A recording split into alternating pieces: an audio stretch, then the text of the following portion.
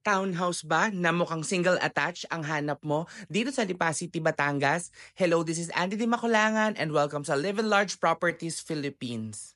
Sobrang na-amaze nga ako dito sa bahay na ito kasi townhouse siya pero mukha siyang single attached. 3 bedrooms, 2 toilet and bath, complete turnover na as seen dyan sa video.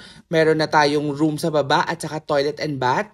And also may flat light na rin tayo and meron na rin tayong mga fixtures na included sa turnover. Sobrang affordable pa niya and pwede sa pag-ibig.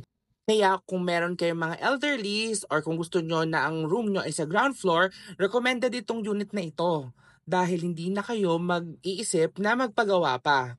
And also yan, may sink na nga pong kasama, included na siya sa turnover. Then also may railings na din tayo papunta sa second floor. And also concrete din po mga aspiring owners sa ating mga stairs, kaya napakaganda at napaka-affordable and practical niya.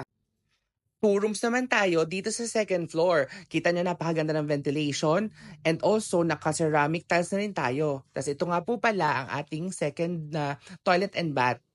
So napakaganda na, may fixtures na rin. Kaya kung gusto nyo mag-invest, message lang kayo sa akin sa Live Large Properties Philippines and i-reserve na natin ang inyong pinapangarap na bahay.